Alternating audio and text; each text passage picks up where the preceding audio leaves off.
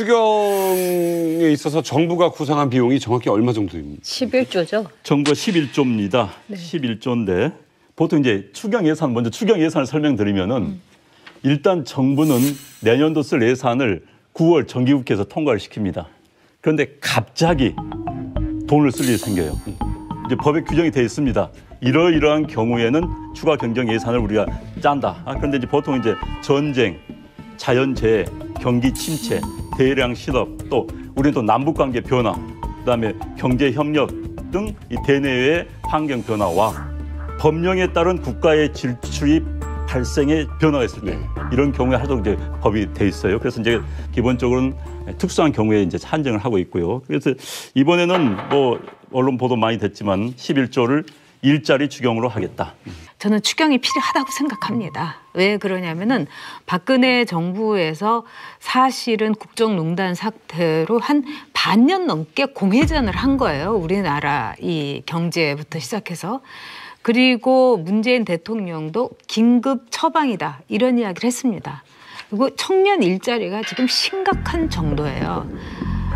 중년이라든가 노년도 실직한다는 거는 참 무서운 일이지만은 청년의 실직이라는 것은 일을 배울 기회조차도 갖지 못하는 기회 박탈과 경제적인 고난과 그리고 미래에 대해서 암울함까지 상당히 심각한 문제이기 때문에 이번에 이제 추경을 통해 가지고 일자리를 창출하겠다. 저는 이거는 뭐 대통령으로서의 당연한 것이라고 봅니다. 그런데 이제 다만 문재인 대통령도 긴급 처방이라고 했는데 우리가 늘 강조하는 그 디테일 여기에서 우리가 짚고 넘어갈 게 굉장히 많지 않나 이렇게 생각을 합니다. 네. 지금 경제 문제, 일자리 문제, 청년 실업 문제 이런 게 비상 상황이라고 하는 대통령 주장도 있지만 이 원래 이 올해 예산은 지금 출범한 문재인 대통령의 예산이 아니에요. 원래 올해 예산. 그렇죠. 작년 언제부터 안경 썼어요? 나도 진짜 엄청 지성적으로 보이네. 그 말에 놀라시는 거 지금. 아니, 그러니까 저는 지금 문재인 대통령의 예산이 아니에요. 아니, 나도 그게 놀란 줄 알고 왜 놀라시지 했는데. 굉장히 지성적으로 보이네요. 전과 달리. 지성적으로. 사실은 아니 경제사범처럼 보이는데 스키니까 정치론이 아니라 우리 형이 오늘 몸 아파서 못 나왔고 제가 동생이 대신 나왔어요. 형보다 나은 아우가 없다고 그러는데 이쪽 아우는 형보다 낫네. 근데 문재인 대통령의 예산이 아니라죠? 원래 지난해 예산 편성할 때 올해는 이제 박근혜 대통령의 마지막 예산이었어요. 그렇죠. 경정이라고 한다라고 하는 것을 변화시킨다는 거거든요. 근데 이제 문재인 대통령이 박근혜 대통령과 정책을 똑같이 가면 추경 예산이 사실은 필요가 없겠죠. 그런데 새로 출범한 정부가 비정상적인 상황에서 출범했으므로 예산 규모를 만지는 문제, 예산 그 구조를 만지는 문제 이런 부분에 대해서는 일단 야당이 좀 동의하고 넘어가야 되지 않냐. 야당의 그 주장을 좀 들어보면은 이제 크게 두 가지 지적을 해요. 일단 요건이 안 맞는다. 그러니까 자유한국당은 이제 요건이 맞지 않는다. 지금 뭐 경기 침체가 아니라 경기가 살아나고 있다라고 하는데 그 지표가 아마 0.1%인가 성장률이 올라간 건데 올렸다 하더라도 전체적으로만 저성장 기준 유지가 되고 있는 거거든요. 그래서 그건 좀 아닌 것 같고 이거 그다음에 이 추경 그 예산의 성격이 경기를 살리는 차원의 문제가 아니라 좀 구조적인 문제거든요. 청년 실업률이라든지 양극화라든지 이걸 해소하는 시급하게 해소해야 된다. 이런 명분이기 때문에 좀 안 맞는 것 같고 또 하나는 그 미래 세대에 부담을 줄 수 없다라는 쉽게 말하면 그 방향에 대해서 좀 지적이 나오는 것 같아요. 지금 공무원 일자리 늘리는 건 좀 아니지 않느냐 이 얘기인데 이거는 그 야당 주장에도 일리가 좀 있거든요. 있어요. 예, 왜냐하면은 지금 뭐 보면은 뭐 여기는 뭐 1,500명 늘리고 저기 1,500명 늘리고 뭐 이런 것들 이게 아니라 정말 필요한 일자리가 있는지 꼼꼼히 조사한 다음에 그걸 늘려야지. 왜냐하면 공무원 자리라는 건 만들어 놓게 되면 나중에 다시 없애기가 힘든 부분이거든요.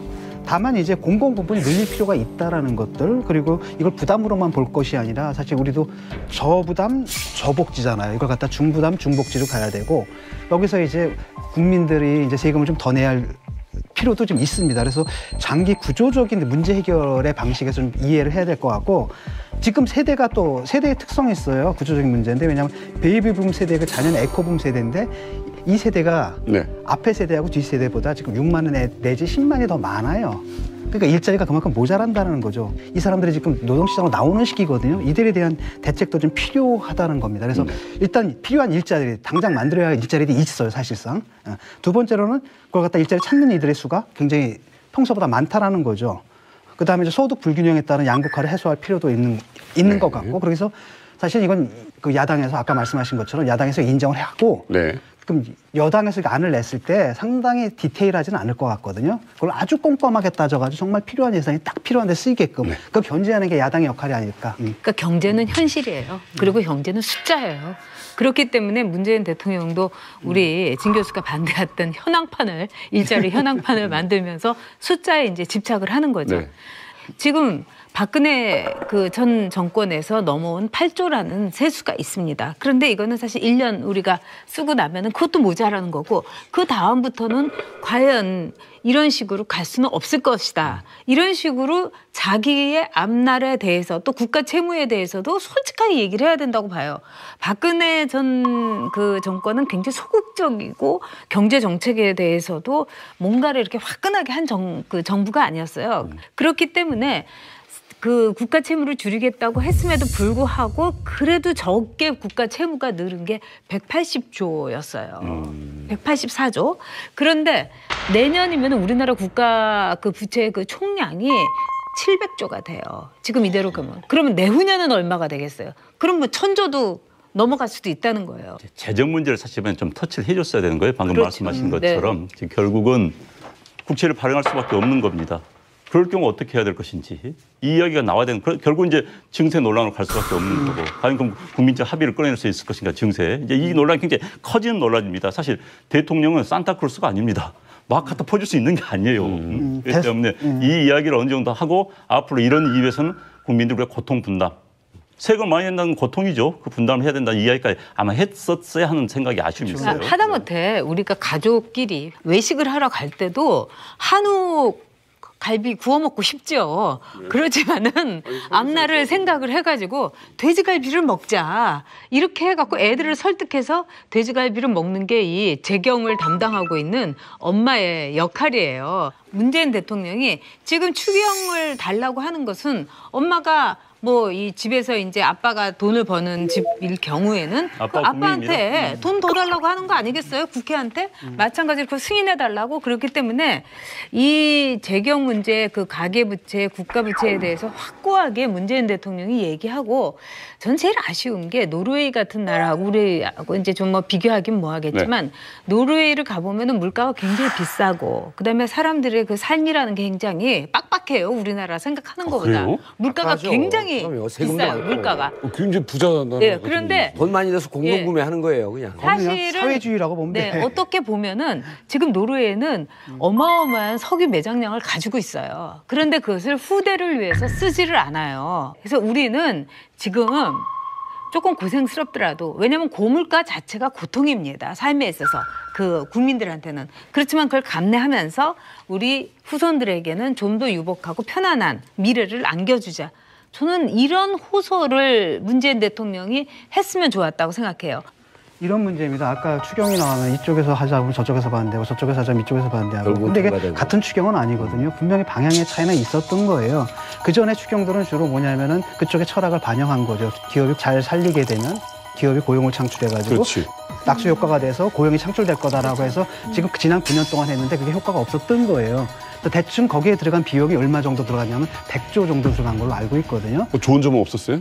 근데 사실 효과가 없었잖아요. 낙수 효과가 없었고. 일자리는 점점 바로 그것 때문에 나는 정권이 바뀌었다고 봐요. 이게 니들 말 들어가지고 9년 동안 해왔는데 아무것도 해결된 게 없고 상황도 악화되지 않느냐. 이런 합의가 있었기 때문에 이제 문재인 대통령이 된 거고 공공부문 일자리 만드는 거 공약으로 당선된 거잖아요. 국민들이 그분을 뽑아줬다는 것은 승인하는 겁니다. 그 부분에 대해서 한번 해보라는 거예요. 그래서 지금도 여론조사를 해보게 되면 68.8%가 일자리를 창출하기 위한 추경에 대해서 지금 찬성하는 게 나오고 있거든요. 그래서 이 부분을 좀, 이 부분을 좀 우리가 많은 국민들이 문재인 대통령이 성공하기를 바라요. 근데 이제 아까 진 교수께서 말씀하신 이른바 낙수 효과, 이거는 상위 계층이 돈을 많이 벌고 예를 들면 대기업이 돈을 많이 벌면은 뭐 밑에 있는 하청 기업부터 시작해서 모든 국민들한테 돈이 내려온다, 떨어진다 이 얘기예요. 근데 이게 사실은 이제 우리가 IMF를 겪으면서 이게 어긋나기 시작했어요. 기업이 아무리 돈을 많이 벌어도 동반 성장, 동반 부유함이 이 보통 국민들에겐 전해지지 않는 거예요. 기업은 돈을 많이 버는데 국민들은 어떻게 점점 나아지는 게 없다. 이게 이제 지난 사실은 이제 보수 정권에서 보살피지 못한 부분이라고 생각합니다. 그래서 문재인 대통령은 이른바 낙수 효과가 아니라 분수 효과를 보겠다는 거예요. 맞아요. 그러니까 아래에 있는 그 좀 가난한 사람들에게 돈을 소득을 올려주면 공공 일자리고 뭐 알바고 뭐고 간에 하여튼 돈을 주면은 그 사람들이 돈을 쓰게 되면 분수처럼 이렇게 나와가지고 훨씬 더 이제 잘 살게 될 거다. 또 이런 이론이 최근에는 경제학에서도 꽤 힘을 얻고 있기는 해요. 왜냐하면 부자들은 뭐 돈이 100원이 생겼다 하더라도 그거 가지고 알사탕이 막 미치게 먹고 싶지가 않아요. 어저께도 먹었으니까. 네. 근데 좀 가난한 사람들은 들어온 대로 써야 돼. 너무너무 먹고 싶기 때문에 돈이 있으면 바로바로 편하게 쓰죠. 쓰는 거예요. 바로바로. 그래서 이제 순환은 더 빠르기 때문에 경기 회복 효과가 있다. 이게 이제 이 퐁퐁퐁퐁 분수 효과인데 과연 지금 이게 들을 수 있겠는가. 자, 여야가 접점을 못 찾는 추경 예산안을 직접 들여다볼 필요가 있을 것 같습니다. 11조 2천억 원, 이 추경의 핵심이죠. 공공부문 청년 일자리 창출 정책. 이번에 핵심이 뭐냐면 공공부문의 일자리거든요. 예. 공무원 증원입니다. 핵심이. 근데 지금 우리나라는 엄밀히 따지면 공무원 총량제 묶여 있어요. 공무원 총량제가 뭐예요? 공무원 총량제는 공무원 전체 수를 만들어 놓고 여기서 어느 부분 줄이면 이쪽 부분 늘리고 전체 총량은 흔들질 않는 겁니다. 예를 들어 갖고 소방공무원을 좀 늘리면 딴 데가 교육공무원을 좀 줄여야 줄여야 되고 하나의 패키지는 똑같아요. 전체 처음에 총량. 만든 이유는 뭡니까? 긍정적 이유가 있을 겁니까? 아니 그러니까 공무원을 공정하게 늘리지 않겠다는 거죠. 공무원을 그렇기도 함부로 하고, 늘리는 유연성 것은 같은 거. 함부로 늘리는 것은 위험하다는 발상이었던 거죠. 늘 무슨 얘기를 하냐면 경찰 공무원은 이 공무원 총량제에서 벗어나 있습니다. 근데 이제 교육 공무원들도 늘 이 공무원 총량제에서 좀 빼달라 그래요. 왜냐하면 교육 공무원 충원율이 지금 90% 정도밖에 안 되니까 실제 공무원은 많은 것 같지만 10% 정도 부족합니다. 필요한 공무원. 필요한 공무원이죠. 또 소방 우리 얼마 전에도 소방관 얘기했지만 소방관 2교대에서 3교대로 넘어갔거든요. 이 3교대를 다 충족을 못 시켜요. 공무원 늘리는 부분은 진보 진영에서도 반대하는 사람이 있어요. 보수 진영에서도 찬성하는 사람이 또 있습니다. 그래서 오히려 이번에는 야당이 무조건 반대를 하지 말고 추경 예산의 핵심이 공무원 증원이니 이 부분에 대해서 정말 여야 정이 모여서 함께 의논을 해보자. 그러면서 추경을 같이 묶어가자. OECD 평균 공공부 일자리가 21.3%인데 대한민국은 7.6%밖에 안 된다. 그러므로 더 많이 늘릴 여지가 있다. 이런 이야기 했는데 현재 우리나라에서 공공부 일자리를 할 때 영국이나 프랑스에서는 사립학 교사도 넣어요. 네. 민간부 병원도 넣고 병사도 넣습니다. 군인도 넣어요. 근데 우리는 그게 빠져 있어요. 근데 그것까지 따지면 우리 공공부 일자리를 한 13에서 15%까지 봅니다. 아주 보수적인 학자는 18%까지 보기도 해요. 공공의 의미를 좀 공공의 확대해서 의미를 보는 거네요. 확대한다면 그러니까 과연 우리나라가 이런 처지에 이런 통계를 인용한다면 공공부 일자리 많이 늘릴 여지가 있을 것인가? 근데 우리 국가 세출 가운데서요. 공무원한테 지급되는 월급이 21%입니다. OECD 평균 23%예요. 거기를 기준으로 본다면은 우리나라는 국가 세출에서 공무원 주는 공급지 거의 꽉 차 있는 거예요. 네. OECD 비슷한 겁니다. 그래서 유럽은 아무래도 국가 주도형 사회주의적인 색채가 굉장히 강한 국가들입니다. 그래서 정부가 큰 정부에 기본적으로 시장 경제도 우리식은 뭐 자본주의적 시장 경제라면 사회주의적 시장 경제라고 할 수 있을 정도로 국가의 영역이 큽니다. 그렇기 때문에 유럽과 단순 비교는 좀 어려워요. 이 공무원의 그 숫자를 늘리는 문제는 굉장히 신중하게 접근해야 될 문제지. 이렇게 17,000개를 이제 공공부문에서 공무원 숫자를 이렇게 늘린다. 앞으로 이것을 40년 동안 감당해야 될 문제라는 거고요. 이번에 이제 유럽 같은 데서도 공무원 일자리를 오히려 있는 공무원도 줄입니다. 그리고 청년 일자리 같은 경우는 직업 교육을 시키는 거예요.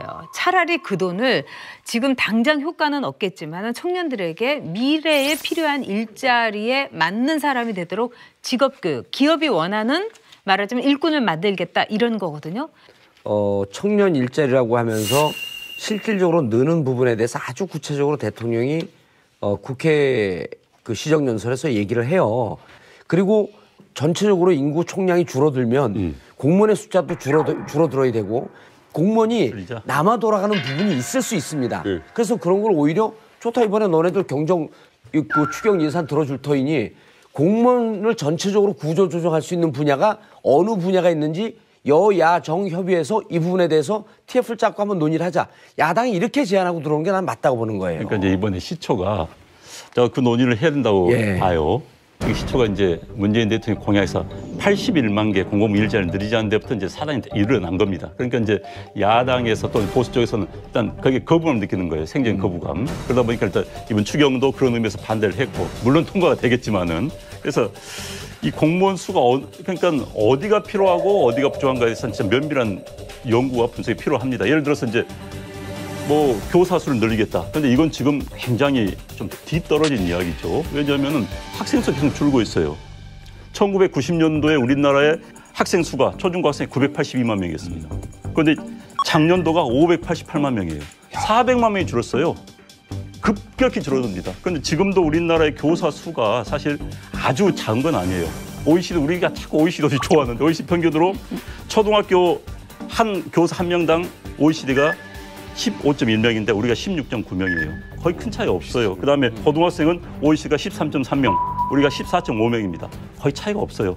고민을 해보자는 거예요. 교사 부분 사실 늘릴 여지가 없습니다. 그래서 앞으로는 지금 있는 선생님도 잘라낼 판이에요. 솔직히 OECD 기준에 맞춘다고 한다면은. 그런데 아까 말씀하신 것처럼 사회복지 부분에 대한 수요는 늘 겁니다. 그런 부분들을 어떻게 정리할 것인가. 그런데 이제 이런 부분들이 과연 공공에서 맡을 것인가, 민간에서 맡을 것인가, 이건 굉장히 사회적 논란이 될 수밖에 없어요. 지금 뭐 유럽에서 지금 뭐 공무원을 줄인다라고 하는데 그 아마도 프랑스 얘기인 것 같거든요. 네, 마크롱이 아마 그 얘기를 하고 있어요. 근데 그렇죠. 그 공무원을 늘린다고 못 줄이는 건 아니에요. 마크롱의 정책은 뭐냐면은 그 퇴임하는 사람 후임을 안 뽑는 겁니다. 그럼 저절로 줄게 돼 있는 거고요. 그런 마크롱조차도 뭐냐면 교사하고 경찰 늘리는 거예요. 그렇죠. 그다음에 의료 이 부분 건드리지도 못하게 했습니다. 근데 지금 우리가 찾는 게 주로 이 부분이잖아요. 예. 교사, 경찰, 의료 이쪽에서 만드는 것이기 때문에 이게 공무원을 늘린다 이런 차원을 볼 게 아니라 우리가 지금 저부담 저복지잖아요. 그런데 이미 보수 정당에서도 이제 중부담 중복지로 나가야 된다는 얘기가 되고 있거든요. 그러니까 이런 거대한 사회 구조의 변동. 왜냐? 지금 양극화는 심해지고 있고 고령화는 늘어나고 우리가 지금 복지 없이 견딜 수가 없는 상태가 됐거든요. 그럼 우리 사회가 어깨 맞춘 준비를 해나가는 그런 차원에서 지금 이 얘기를 좀 그런 전략적 차원에서 좀 봐야 된다는 거죠. 현 정부가 이제 소득 주도 성장론을 펴고 있잖아요. 전 뭐 어느 일정 부분 타당성이 있다고 봅니다. 뭐 이걸 반대하는 입장은 아니고요. 그러니까 이제 정부가 개인들의 일자리를 주고 개인들의 소득이 증가하면은 내수가 증가하고 세수로 돌아오고 또 기업이 또 활성화되고 세수가 증가하고 이제 이건데 이것도 이제 일면 타당성도 있고 없는 부분도 있어요. 그러니까 굉장히 이상적입니다. 그러면 이제 기업의 개인이 그 소득이 증가하기 위해서 어떻게 해야 되는가? 결국 기업에서 일자리를 만들어 줄 수밖에 없는 거고 국가가 일자리를 창출하는 건 사실 한계가 있어요. 그러니까 이제 국가 일자리를 창출하다 보면은 나중에 이 정부는 인심 확 쓸 수가 있습니다. 다음 정부는 빚더미에 올라설 수가 있습니다. 이게 문제인 거예요. 그러니까 국가 주도 일자리 창출이 아니라 국가 부채 주도 일자리 창출돼버리는 거예요. 반드시네요. 내년부터 그러니까 내년 내 말은 여기서 이제 현재는 저도 아주 긴급 상황을 봐요. 긴급 국가가 상황, 이제 어느 네. 정도 개입을 할 수밖에 없다고 보는데 이제 이게 한번 깊은 고민을 해봐야 된다 이거예요. 앞으로 이게 국가 주도 일자리 오케이. 그러나 이게 국가 부채 주도 일자리 창출이 이어질 수도 있다는 거. 이제 이거는 예측이겠지만 조금 다른 생각을 하는 게 지난 9년 동안의 보수 정권을 보면요. 작은 정부 아니었습니다. 큰 정부였죠. 작은 정부는요. 숫자로 따지는 게 아니라 정부의 효율성입니다. 정부의 효율성 중에서 제일 우선적인 부분이 정부 예산을 적재적소에 아끼면서 낭비되지 않게 쓰는 게 작은 정부의 핵심입니다. 공무원 숫자를 늘리고 정말 국가 재정이 제대로 쓰이고 있는지 점검할 때가 됐다는 거예요. 청년의 실직이라는 것은 일을 배울 기회조차도 갖지 못하는 기회 박탈과 경제적인 고난과 그리고 미래에 대해서 암울함까지 상당히 심각한 문제이기 때문에 이번에 이제 추경을 통해 가지고 일자리를 창출하겠다. 저는 이거는 뭐 대통령으로서의 당연한 것이라고 봅니다. 그런데 이제 다만 문재인 대통령도 긴급 처방이라고 했는데 우리가 늘 강조하는 그 디테일 여기에서 우리가 짚고 넘어갈 게 굉장히 많지 않나 이렇게 생각을 합니다. 네. 지금 경제 문제, 일자리 문제, 청년 실업 문제 이런 게 비상 상황이라고 하는 대통령 주장도 있지만 원래 이 올해 예산은 지금 출범한 문재인 대통령의 예산이 아니에요. 원래 올해 예산. 그렇죠. 작년 언제부터 안경 썼어요? 나도 진짜 엄청 지성적으로 보이네. 그 말에 놀랐다는 거 지금. 아니, 저도. 그러니까 저는 지금 문재인 대통령의 예산이 아니에요. 아니 나도 그게 놀란 줄 알고 왜 놀라시지 했는데. 굉장히 저기 지성적으로 보이네요. 정과 달리. 지성적으로. 사실은 아니 경제사범처럼 보이는데 공정. 스키니까 경수론이 아니라 우리 형이 오늘 몸 아파서 못 나왔고 제가 동생이 대신 나왔어요. 형보다 나은 아우가 없다고 그러는데 이쪽 아우는 형보다 나. 진 교수가 반대했던 일자리 현황판을 만들면서 숫자에 이제 집착을 하는 거죠. 네. 지금 박근혜 그 전 정권에서 넘어온 8조라는 세수가 있습니다. 그런데 이거는 사실 1년 우리가 쓰고 나면은 그것도 모자라는 거고 그 다음부터는 과연 이런 식으로 갈 수는 없을 것이다. 이런 식으로 자기의 앞날에 대해서 또 국가 채무에 대해서도 솔직하게 얘기를 해야 된다고 봐요. 박근혜 전 그 정권은 굉장히 소극적이고 경제 정책에 대해서도 뭔가를 이렇게 화끈하게 한 정부가 아니었어요. 그렇기 때문에 그 국가 채무를 줄이겠다고 했음에도 불구하고 그래도 적게 국가 채무가 늘은 게 180조였어요. 184조. 그런데 내년이면 우리나라 국가 그 부채 그 총량이 700조가 돼요. 지금 이대로 가면. 그러면 내후년은 얼마가 되겠어요? 그럼 뭐 1000조도 넘어갈 수도 있다는 거예요. 재정 문제를 사실은 좀 터치를 해줬어야 되는 거예요. 방금 그렇죠. 말씀하신 것처럼 지금 결국은 국채를 발행할 수밖에 없는 겁니다. 그럴 경우 어떻게 해야 될 것인지 이 이야기가 나와야 되는 결국 이제 증세 논란으로 갈 수밖에 없는 거고 과연 그럼 국민적 합의를 끌어낼 수 있을 것인가 증세 이제 이 논란이 굉장히 커지는 논란입니다. 사실 대통령은 산타클로스가 아닙니다. 막 갖다 퍼줄 수 있는 게 아니에요. 추경에 있어서 정부가 구상한 비용이 정확히 얼마 정도입니까? 11조죠. 정부가 11조입니다. 네. 11조인데 보통 이제 추경 예산을 설명드리면은 일단 정부는 내년도 쓸 예산을 9월 정기국회에서 통과를 시킵니다. 그런데 갑자기 돈을 쓸 일이 생겨요. 이제 법에 규정이 되어 있습니다. 이러이러한 경우에는 추가 경정 예산을 우리가 짠다. 그런데 이제 보통 이제 전쟁, 자연재해, 경기 침체, 대량 실업, 또 우리는 또 남북관계 변화, 그다음에 경제 협력 등 이 대내외의 환경 변화와 법령에 따른 국가의 질출이 발생의 변화가 있을 때 이런 경우에 하도록 이제 법이 돼 있어요. 그래서 이제 기본적으로는 특수한 경우에 이제 한정을 하고 있고요. 그래서 이번에는 뭐 언론 보도 많이 됐지만 11조를 일자리 추경으로 하겠다. 저는 추경이 필요하다고 생각합니다. 왜 그러냐면은 박근혜 정부에서 사실은 국정농단 사태로 한 반년 넘게 공회전을 한 거예요. 우리나라 이 경제부터 시작해서. 그리고 문재인 대통령도 긴급 처방이다 이런 이야기를 했습니다. 그리고 청년 일자리가 지금 심각한 정도예요. 중년이라든가 노년도 실직한다는 거는 참 무서운 일이지만은 1,000명 늘리고 저기 1,500명 늘리고 이런 것들 이게 아니라 정말 필요한 일자리가 있는지 꼼꼼히 조사한 다음에 그걸 늘려야지. 왜냐하면 공무원 자리라는 건 만들어 놓게 되면 나중에 다시 없애기가 힘든 부분이거든요. 다만 이제 공공 부분이 늘릴 필요가 있다라는 것들 그리고 이걸 부담으로만 볼 것이 아니라 사실 우리도 저부담 저복지잖아요. 이걸 갖다 중부담 중복지로 가야 되고 여기서 이제 국민들이 이제 세금을 좀 더 내야 할 필요도 좀 있습니다. 그래서 장기 구조적인 문제 해결의 방식에 좀 이해를 해야 될 것 같고 지금 세대가 또 세대의 특성이 있어요. 구조적인 문제인데 왜냐하면 베이비붐 세대가 자녀는 에코붐 세대인데 이 세대가 앞에 세대하고 뒷 세대보다 지금 6만 원 내지 10만이 더 많아요. 그러니까 일자리가 그만큼 모자란다는 거죠. 이 사람들이 지금 노동시장으로 나오는 시기거든요. 이들에 대한 대책도 좀 필요하다는 겁니다. 그래서 일단 필요한 일자리, 당장 만들어야 할 일자리들이 있어요, 사실상. 두 번째로는 그걸 갖다 일자리 찾는 이들의 수가 굉장히 평소보다 많다라는 거죠. 그다음에 이제 소득 불균형에 따른 양극화를 해소할 필요도 있는 것 같고 그래서 사실 이건 그 야당에서 아까 말씀하신 것처럼 야당에서 인정을 하고 그럼 여당에서 안을 냈을 때 상당히 디테일하지는 않을 것 같거든요. 그걸 아주 꼼꼼하게 따져가지고 정말 필요한 예산이 딱 필요한 데 쓰이게끔 그걸 견제하는 게 야당의 역할이 아닐까. 그러니까 경제는 현실이에요. 그리고 경제는 숫자예요. 그렇기 때문에 문재인 대통령도 우리 근데 문재인 대통령의 예산이 아니라죠? 원래 지난해 예산 편성할 때 올해는 이제 박근혜 대통령의 마지막 예산이었어요. 그렇죠. 경정이라고 한다라고 하는 것을 변화시킨다는 거거든요. 근데 이제 문재인 대통령이 박근혜 대통령과 정책을 똑같이 가면 추경 예산이 사실은 필요가 없겠죠. 그런데 새로 출범한 정부가 비정상적인 상황에서 출범했으므로 예산 규모를 만지는 문제, 예산 그 구조를 만지는 문제 이런 부분에 대해서는 네. 일단 야당이 좀 동의하고 넘어가야 되지 않냐. 야당의 그 주장을 좀 들어보면은 이제 크게 두 가지 지적을 해요. 일단 요건이 안 맞는다.